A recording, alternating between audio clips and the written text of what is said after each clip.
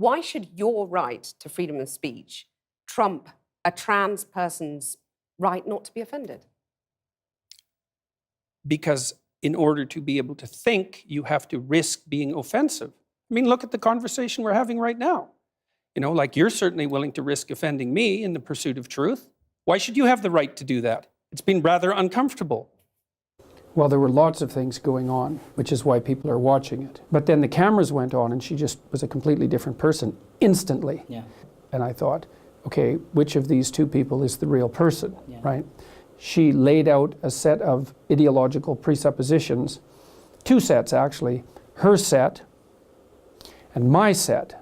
And the set of ideological presuppositions that she laid out for my side of the argument bore very little resemblance to anything that I think or say. Yeah. She was fabricating on the fly the person that she hoped, the villain that she hoped I would be, and then insisting that that was me and that denying it was a lie. I was able to remain reasonably detached during the interview because I realized almost immediately that whoever she was talking to bore very little resemblance to me. Yeah.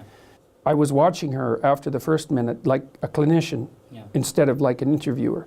And I was really paying attention to what she was doing. She was using her words as tools to attain a particular kind of end. Her claims became so preposterous and so self-contradictory. And this was the crux of the interview, and I think the part that's attracted the most attention.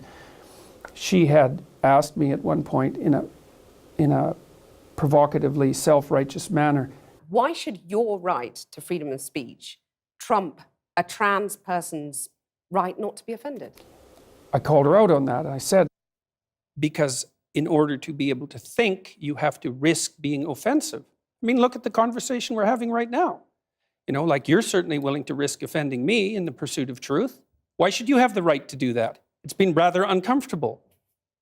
and I said it in a way that I would say was designed to let her know that I knew exactly what she was doing. Calling her on it left her speechless. And then that was the only time I would say when I actually spoke to the genuine human being. I'm just trying to work that out. I mean, Ha, gotcha. you have got me. You have got me. I said, ha, gotcha. She had broken a rule that she shouldn't have broken in my estimation, and that made me angry. And so I said something that was designed to be witty, hopefully it was witty, and I thought that was a reasonable approach, and maybe it was.